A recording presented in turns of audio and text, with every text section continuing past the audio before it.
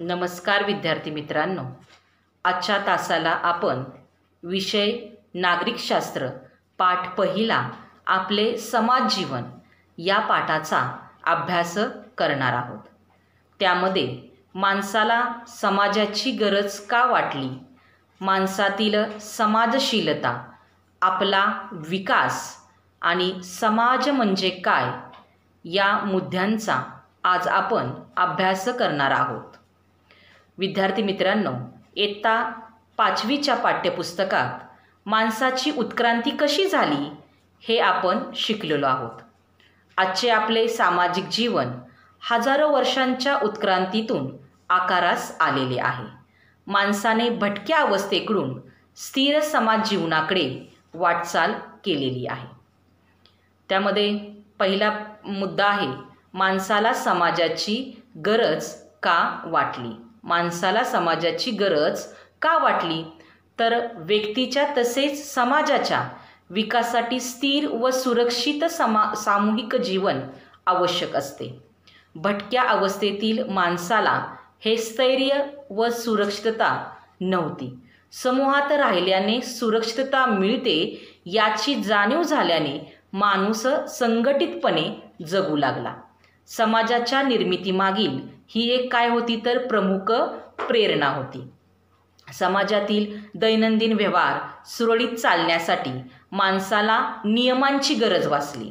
समाजातील दैनंदिन व्यवहार सुरळीत चालण्यासाठी माणसाला नियमांची गरज भासली आणि या नियमातूनच रूढी असतील, परंपरा असतील, नीतिमूल्य असतील, नियम असतील आणि कायदे अस्तित्वात आलेले दिसून येतात आणि त्यामुळे माणसाचे जे समाज जीवन आहे हे माणसाचे समाज जीवन अधिक संघटित आणि स्थिर झाले। याच्यावर तुम्हाला परीक्षेसाठी प्रश्न येतो, माणसाचे समाज जीवन अधिक संघटित व स्थिर कशामुळे झाले। माणसाचे समाज जीवन अधिक संघटित व स्थिर कशामुळे झाले तर त्याचं उत्तर काय आहे तर समूहात राहिल्याने सुरक्षितता मिळते याची जाणीव झाल्याने माणूस संघटितपणे जगू लागलेला आहे। समाजाच्या निर्मितीमागील ही एक काय आहे तर प्रमुख प्रेरणा आहे। समाजाच्या दैनंदिन व्यवहार सुरळीत चालण्यासाठी माणसाला कशाची गरज आहे तर माणसाला नियमांची गरज असते। त्यातूनच रूढी असतील, परंपरा असतील, नीतिमूल्य असतील, नियम असतील किंवा कायदे आहेत, हे सर्व नियम कायदे अस्तित्वात आले आणि त्यामुळेच माणसाचे जे समाज जीवन आहे हे माणसाचे समाज जीवन अधिक संघटित आणि स्थिर झाले। त्यानंतरचा जो मुद्दा आहे, माणसातील समाजशीलता। माणसातील समाजशीलता। विद्यार्थी मित्रांनो, माणूस हा एक समाजशील प्राणी आहे। माणूस स्वभावतः काय आहे तर समाजशील आहे। आपणा सर्वांना एकमेकांसह सर्वांच्या सोबतीने आणि माणसात राहायला आवडते। सर्वांसोबत राहणे ही एक काय आहे तर आनंदाची गोष्ट आहे। सर्वांसोबत राहणे ही एक आनंदाची गोष्ट आहे, तशीच ती काय आहे तर आपली गरज आहे। ज्या पद्धतीने माणूस एकमेकांच्या सहवासामध्ये एकमेकाच्या सोबतीमध्ये राहतो त्यावरून आपणास असे दिसून येते की काय, माणूस हा एक समाजशील प्राणी आहे। आपल्या ज्या गरजा आहेत या आपल्या गरजा अनेक आहेत। त्यामध्ये आपल्या मूलभूत गरजा कोणत्या आहेत तर अन्न, वस्त्र, निवारा या आपल्या शारीरिक गरजा आहेत। कोणत्या आहेत? अन्न, वस्त्र, निवारा या आपल्या शारीरिक गरजा आहेत आणि त्या गरजा पूर्ण झाल्या की माणसाला स्थैर्य मिळते किंवा माणसाला आनंद मिळतो।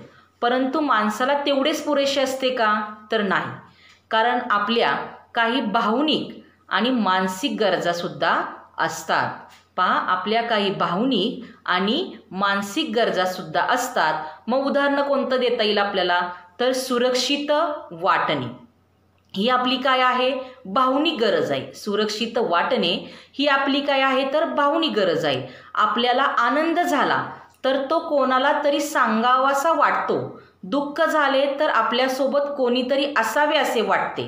म्हणजेच आपल्या या सगळ्या गरजा कशा आहेत तर भावनिक आणि मानसिक गरजा आहेत. ज्या पद्धतीने आपल्याला अन्न, वस्त्र, निवारा या ज्या मूलभूत गरजा आहेत, त्याचबरोबर आपल्या कोणत्या गरजा आहेत, मानसिक आणि भावनिक या सुद्धा गरजा आहेत. त्याचबरोबर आपल्याला कुटुंबातील लोक असतील, नातेवाईक असतील आणि आपले मित्रमैत्रिणी असतील यांचा सहवास आपल्याला आवडतो आणि यातूनच आपली समाजशीलता दिसून येते. परत एकदा पहा की आपल्याला कुटुंबातील लोक, नातेवाईक आणि मित्रमैत्रिणी यांचा सहवास आवडतो. तुम्हाला याच्यावर प्रश्न येतो, आपल्या मूलभूत गरजा कोणत्या आहेत तर कोणत्या आहेत, अन्न, वस्त्र आणि या ज्या गरजा आहेत त्या काय आहेत तर आपल्या शारीरिक गरजा आहेत. त्याचबरोबर ज्या वेळेस आपल्याला काही भावनिक आणि मानसिक गरजा सुद्धा काय असतात तर गरजेच्या असतात. मग तुम्हाला याच्यावर प्रश्न येतो, आपल्याला काही भावनिक व टिंबटिंब गरजाही असतात. तर आपल्याला काही भावनिक आणि मानसिक गरजाही असतात. त्यानंतर याच मुद्द्यावर आपल्याला दुसराही प्रश्न येतो, आपल्याला कोणाचा सहवास आवडतो. आपल्याला कोणाचा सहवास आवडतो तर आपल्याला आपल्या कुटुंबातील लोक, नातेवाईक आणि मित्रमैत्रिणी यांचा सहवास आवडतो. त्यानंतर पहा की ज्या अन्न, वस्त्र, निवारा, शिक्षण आणि आरोग्य या आपल्या मूलभूत गरजा आहेत. आपल्या मूलभूत गरजा कोणत्या आहेत, अन्न, वस्त्र, निवारा, शिक्षण आणि आरोग्य या आपल्या मूलभूत गरजा आहेत. हे आपल्या सर्वांना माहीतच आहे. समाजातील व्यक्तींचे श्रम आणि त्यांच्या कौशल्यामुळे वस्तू तयार होतात. शिक्षण आणि आरोग्यविषयक सेवा सुविधांमुळे आपण सन्मानाने जगू शकतो. या सर्व बाबी आपल्याला समाजात उपलब्ध होतात. वेगवेगळे उद्योग असतील व व्यवसायातून आपल्याला गरजा ज्या आहेत या आपल्या गरजा पूर्ण होतात. तर उदाहरण कोणतं देता येईल आपल्याला तर उदाहरणार्थ आपल्याला अभ्यासासाठी काय लागतं, पुस्तक लागते. अभ्यासासाठी आपल्याला पुस्तक लागते. पुस्तकासाठी काय लागतो तर पुस्तकासाठी कागद लागतो. त्यामुळे कागद निर्मिती होते. छपाई आणि पुस्तक बांधणी इत्यादी जे व्यवसाय आहेत, इत्यादी व्यवसाय उद्योगांचा विकास होतो. अनेक व्यक्ती यांचा त्यात मोलाचा वाटा असतो. समाजातील अनेकविध व्यवसायांमुळे आपल्या गरजा भागतात. यातूनच आपल्यातील क्षमता, कौशल्यांचा विकास होत असतो. समाजात मूलभूत गरजांची पूर्तता होते. त्याचबरोबर सुरक्षितता, कौतुक, प्रशंसा, आधार इत्यादींसाठी आपण सर्व एकमेकांवर अवलंबून असतो आणि म्हणूनच आपले जे समाज जीवन आहे हे आपले समाज जीवन परस्परावलंबित असते. म्हणजे माणसाला प्रत्येकाची गरज लागते. एकटा माणूस कोणताही उद्योगधंदा स्थापन करू शकत नाही. इथं आपण उदाहरण पाहिलेलं आहे की आपल्याला पुस्तकाची गरज लागते. अभ्यास करण्यासाठी पुस्तकाची गरज लागते. पण पुस्तक तयार करण्यासाठी काय लागतो, कागद लागतो. त्यामुळे कागद निर्मिती होते. छपाई आणि पुस्तक यांची बांधणी होते. त्यातून काय होतो तर व्यवसाय उद्योगाचा विकास होतो. हा विकास करण्यासाठी अनेक व्यक्तींचा त्याच्यामध्ये काय आहे तर अनेक व्यक्तींचा वाटा असतो. म्हणजेच माणसाचे जे समाज जीवन आहे हे माणसाचे समाज जीवन परस्परावलंबित असते. याच्यावर तुम्हाला असा प्रश्न येतो, मानवाच्या मूलभूत गरजा कोणत्या आहेत. मानवाच्या मूलभूत गरजा कोणत्या आहेत तर मानवाच्या मूलभूत गरजा अन्न, वस्त्र, निवारा, शिक्षण आणि आरोग्य या काय आहेत तर मानवाच्या मूलभूत गरजा आहेत. त्यानंतर पहा की आपला विकास प्रत्येक माणसाला किंवा प्रत्येक माणसात निसर्गातच काही गुण क्षमता असते. त्या सुप्त अवस्थेत असतात. त्याचा विकास कोणामुळे होतो तर त्याचा विकास हा समाजामुळे होतो. परस्परांशी बोलण्यासाठी आपल्याला कशाचा आधार लागतो तर परस्परांशी बोलण्यासाठी आपल्याला भाषेचा आधार लागतो. पण ती आपल्याला जन्मताच अवगत असते का तर आपल्याला भाषा जन्मताच अवगत नसते. आपण ती हळूहळू काय करतो शिकतो. मग ती कुठे शिकतो? घरात जी भाषा बोलली जाते ती भाषा आपण सुरुवातीला शिकत असतो. आपल्या शेजारी वेगळी भाषा बोलणारे लोक असतील तर त्याही भाषेचा आपल्याला परिचय होतो. शाळेत निरनिराळ्या भाषा ज्या आहेत या भाषा शिकण्याची संधी जी आहे ही आपल्याला प्राप्त होते. म्हणजे आपण जन्मताच भाषा शिकत नाही.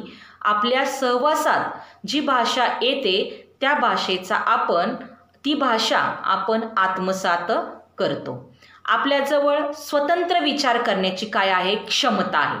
प्रत्येक व्यक्तीजवळ स्वतंत्र विचार करण्याची क्षमता आहे. प्रत्येक व्यक्तीजवळ सुप्त गुणांचा विकास झालेला आढळतो. मग उदाहरणार्थ बघा आपल्याजवळ स्वतंत्र विचार करण्याची काय आहे क्षमता आहे. उदाहरणार्थ निबंधाचा विषय वर्गातल्या सर्व विद्यार्थ्यांना सारखाच दिलेला असला तरीही कोणतेही 2 निबंध सारखे नसतात. उदाहरण कोणतं आहे?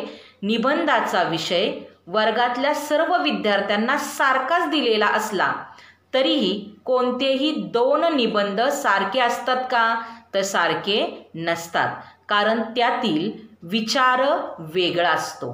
कारण ते दोन्ही निबंध एकच निबंध दोन्ही वेगवेगळ्या व्यक्तीने लिहिलेले असतात. म्हणजेच इथं काय आहे तर विचार हा वेगळा असतो.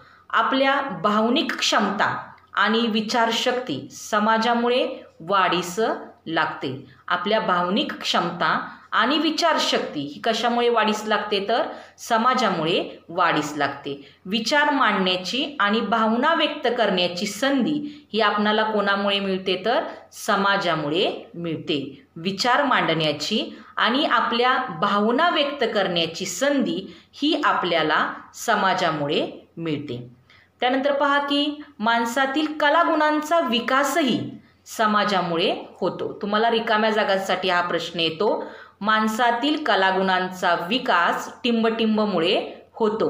तर माणसातील कलागुणांचा विकास हा समाजामुळे होतो. मग उदाहरण काय म्हणता येईल आपल्याला? गायक, चित्रकार, शास्त्रज्ञ, साहसवीर, समाजकार्य करणाऱ्या अनेक व्यक्ती समाजाच्या प्रोत्साहनामुळे व पाठिंब्यामुळे आपल्यातील गुणांचा विकास करतात. त्यांना मिळणारे प्रोत्साहनही तितकेच काय आहे तर महत्त्वाचे आहे. त्यानंतरचा जो मुद्दा आहे समाज म्हणजे काय. मुद्दा कोणता आहे तर समाज म्हणजे काय. तर पहा समाजात ज्या सर्व स्त्री असतील, पुरुष, प्रौढ, वृद्ध लोक, लहान मुले मुली यांचा समावेश होतो. पहा समाजामध्ये एकटा माणूस काय करू शकतो का तर नाही. कारण मनुष्य हा परस्परावलंबित प्राणी आहे. त्यामुळे समाज तयार करत असताना सुद्धा आपल्याला स्त्री पुरुष, प्रौढ, वृद्ध, लहान मुले मुली यांचा सहभाग सुद्धा काय असतो तितकाच महत्त्वाचा असतो. आपली कुटुंबे समाजाचा एक घटक असतात. समाजात विविध गट, संस्था, संघटना असतात. लोकांमधील परस्पर संबंध, परस्पर व्यवहार, त्यांच्यातील देवाणघेवाण यांचाही समाजामध्ये समावेश होतो. म्हणजे समाज कसा तयार होतो तर समाजात सर्व स्त्री पुरुष, प्रौढ, वृद्ध लोक, लहान मुले मुली यांचा सुद्धा काय आहे तर समावेश असतो. आपली कुटुंबे समाजाचा एक काय आहे तर एक घटक असतात. समाजात विविध गट, संस्था, संघटना असतात. लोकांमधील परस्पर संबंध, परस्पर व्यवहार, त्यांच्यातील जी देवाणघेवाण आहे यांचाही समावेश समाजामध्ये केला जातो. माणसांच्या झुंडी किंवा गर्दी म्हणजे समाज नाही. माणसांच्या झुंडी म्हणजेच काय तर गर्दी म्हणजे समाज नाही. तर काही समान उद्दिष्टे साधण्यासाठी जेव्हा लोक एकत्र येतात तेव्हा त्यांचा समाज बनतो. तुम्हाला याच्यावर प्रश्न येतो, समाज केव्हा बनतो? तर समाज केव्हा बनतो? काही समान उद्दिष्टे साधण्यासाठी जेव्हा लोक एकत्र येतात तेव्हा त्यांचा समाज बनतो. अजून एक प्रश्न येतो, समाज कसा तयार होतो? तर त्याचं उत्तर काय आहे? समाजात सर्व स्त्री पुरुष, प्रौढ, वृद्ध, लहान मुले मुली यांचा समावेश असतो. आपली कुटुंबे ही काय आहेत? तर समाजाचा एक घटक असतात. समाजात विविध गट, संस्था, संघटना असतात. लोकांमधील परस्पर संबंध असतात, परस्पर व्यवहार होत असतात आणि त्यांच्यातील देवाणघेवाण यांचाही समावेश कशामध्ये होतो? तर समाजामध्ये होतो. आणि दुसरा कोणता प्रश्न आत्ताचा होता? समाज केव्हा बनतो? तर समाज केव्हा बनतो? काही समान उद्दिष्टे साधण्यासाठी जेव्हा लोक एकत्र येतात. काही समान उद्दिष्टे साधण्यासाठी जेव्हा लोक एकत्र येतात त्यावेळेस काय बनतो? समाज बनतो. पहा की अन्न, वस्त्र, निवारा आणि सुरक्षितता यासारख्या गरजा भागवण्यासाठी समाजाला एक कायमस्वरूपी व्यवस्था निर्माण करावी लागते. समाजाला कायमस्वरूपी व्यवस्था का निर्माण करावी लागते? तर अन्न, वस्त्र, निवारा आणि सुरक्षितता या मानवाच्या गरजा भागवण्यासाठी समाजाला एक कायमस्वरूपी व्यवस्था निर्माण करावी लागते आणि अशा व्यवस्थेशिवाय समाजाचे दैनंदिन व्यवहार होऊ शकत नाही. समाजाचे अस्तित्व टिकून राहण्यासाठी ही व्यवस्था जी आहे ही व्यवस्था काय आहे? तर आवश्यक आहे. याच्यावर तुम्हाला असा प्रश्न येतो, समाजात कायमस्वरूपी व्यवस्था का निर्माण करावी लागते? समाजात कायमस्वरूपी व्यवस्था का निर्माण करावी लागते? तर त्याचं उत्तर काय आहे? अन्न, वस्त्र, निवारा आणि सुरक्षितता यासारख्या गरजा भागवण्यासाठी समाजाला एक कायमस्वरूपी व्यवस्था निर्माण करावी लागते. अशा व्यवस्थेशिवाय समाजाचे दैनंदिन व्यवहार, पहा, समाजाचे दैनंदिन व्यवहार होऊ शकत नाहीत आणि समाजाचे अस्तित्व टिकून राहण्यासाठी ही व्यवस्था काय आहे? तर आवश्यक आहे. आता उदाहरण कोणतं आपल्याला देता येईल? तर उदाहरणार्थ अन्नाची गरज. अन्नाची गरज पुरवण्यासाठी शेती करणे आवश्यक आहे. तसेच शेतीशी संबंधित सर्व कार्य पाडण्यासाठी विविध संस्था निर्माण कराव्या लागतात. मग त्यामध्ये शेतीची अवजारे तयार करण्यासाठी कारखाने, शेतकऱ्यांना कर्ज देण्यासाठी बँका, उत्पादित मालासाठी बाजारपेठ अशी मोठी व्यवस्था निर्माण करावी लागते. अशा अनेक व्यवस्थांमधून समाज निर्माण होतो. उदाहरणार्थ परत पहा की अन्नाची गरज पुरवण्यासाठी शेती करणे आवश्यक आहे. शेतीशी संबंधित सर्व कार्य पार पाडण्यासाठी विविध संस्था निर्माण कराव्या लागतात. शेतीची अवजारे तयार करण्यासाठी कारखाने, शेतकऱ्यांना कर्ज देण्यासाठी बँका, उत्पादित मालासाठी बाजारपेठ अशी मोठी व्यवस्था निर्माण करावी लागते आणि अशा अनेक व्यवस्थांमधून काय निर्माण होतो? तर समाज निर्माण होतो आणि तो समाज स्थिर असतो. पहा की जन्मतःच सर्व माणसे काय आहेत? समान आहेत. जन्मतः सर्व माणसे समान आहेत. माणूस म्हणून सर्वांना दर्जा सारखाच असतो. भारताच्या संविधानानुसार सर्वजण कायद्यापुढे समान आहेत. संविधानाने आपल्याला संधीच्या समानतेची हमी दिलेली आहे. शिक्षण असेल, क्षमता असेल आणि कौशल्य यांचा उपयोग करून आपण आपली प्रगती साधू शकतो. म्हणजेच याच्यावर प्रश्न काय तुम्हाला येणार आहे? समाजात कायमस्वरूपी व्यवस्था का निर्माण करावी लागते? तर का करावी लागते? अन्न, वस्त्र, निवारा, सुरक्षितता यांसारख्या गरजा भागवण्यासाठी समाजाला एक कायमस्वरूपी व्यवस्था निर्माण करावी लागते. अशा व्यवस्थेशिवाय समाजाचे दैनंदिन व्यवहार होऊ शकत नाही आणि समाजाचे अस्तित्व टिकून राहण्यासाठी ही व्यवस्था काय आहे तर आवश्यक आहे. अशा प्रकारे आपण आपले समाज जीवन हा पाठ अभ्यासलेला आहे. माणसाला समाजाची गरज का वाटली तर समूहात राहिल्याने सुरक्षितता मिळते याची जाणीव झाल्याने मनुष्य हा संघटितपणे जगू लागलेला आहे. समाजाच्या निर्मितीमागील ती एक काय होती तर ती एक प्रेरणा होती. समाजातील दैनंदिन व्यवहार सुरळीतपणे चालण्यासाठी माणसाला नियमाची गरज वाटू लागली. त्यातून रूढी, परंपरा, नीतिमूल्य, कायदे आणि नियम अस्तित्वात आले. त्यानंतरचा मुद्दा होता माणसातील समाजशीलता. मनुष्य हा समाजशील प्राणी आहे. आपल्या सर्वांना एकमेकांचा सोबतीचा सहवास आवडतो. त्याचबरोबर सर्वांसमवेत राहायला आवडते. ही जशी आनंदाची बाब आहे तशी ती काय आहे तर समाजाची गरज आहे.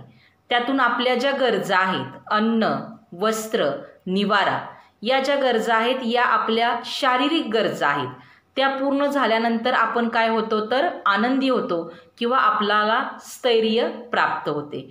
परंतु माणसाला एवढंच पुरेसं नसतं तर त्याबरोबर आपल्याला भावनिक आणि मानसिक या गरजाही असतात. याच्यामध्ये आपण उदाहरणं काय पाहिलेलं आहे तर सुरक्षित वाटणे ही आपली काय आहे भावनिक गरज आहे. आणि आपल्याला आनंद झाला तर तो कोणाला तरी सांगावासा वाटतो. दुःख झाले तर आपल्यासोबत कोणीतरी असावेसे असे वाटते.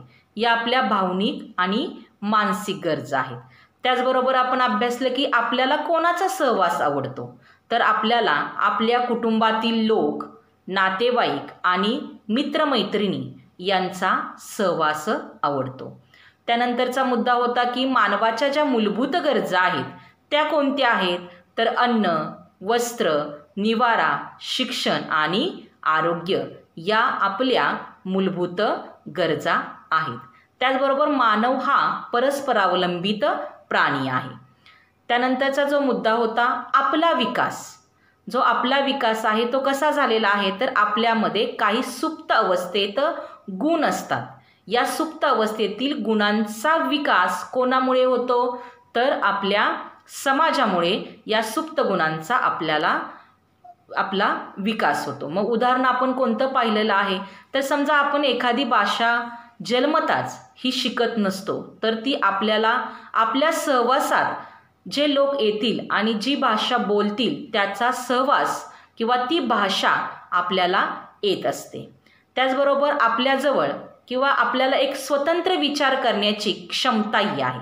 ही स्वतंत्र विचार करण्याची क्षमता कोणत्या उदाहरणावरून आपल्याला दिसते तर समजा निबंधाचा जो विषय आहे हा निबंधाचा विषय वर्गातल्या सर्व मुलांना किंवा सर्व विद्यार्थ्यांना सारखाच दिलेला असतो. तरीही कोणाचेही दोन निबंध सारखे असतात का तर सारखे नसतात. म्हणजेच आपल्याजवळ स्वतंत्र विचार करण्याची काय आहे तर स्वतंत्र विचार करण्याची क्षमता आहे.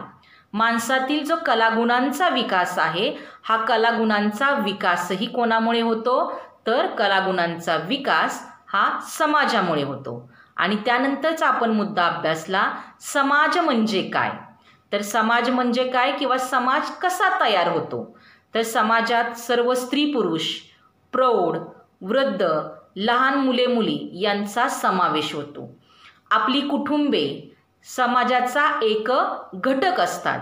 समाजात विविध गट, संस्था, संघटना असतात. लोकांमधील परस्पर संबंध, परस्पर व्यवहार यांच्यातील देवाणघेवाण यांचाही समावेश समाजामध्ये होतो. म्हणजेच काय तर माणसांची गर्दी म्हणजे समाज नव्हे. माणसांची गर्दी म्हणजे समाज नव्हे. तर समाज केव्हा बनतो तर समाज काही समान उद्दिष्टे साधण्यासाठी जेव्हा लोक एकत्र येतात तेव्हा काय बनतो समाज बनतो. आणि अन्न, वस्त्र, निवारा किंवा सुरक्षितता यासारख्या गरजा भागवण्यासाठी समाजाला एक कायमस्वरूपी व्यवस्था निर्माण करावी लागते. अशा व्यवस्थेशिवाय समाजाचे दैनंदिन व्यवहार टिकू शकत नाहीत. म्हणजेच समाजाचे अस्तित्व टिकून राहण्यासाठी ही व्यवस्था काय आहे तर गरजेची आहे. म्हणजेच या सर्व व्यवस्थेतून काय होतो, समाज स्थिर होतो किंवा समाज निर्माण होतो.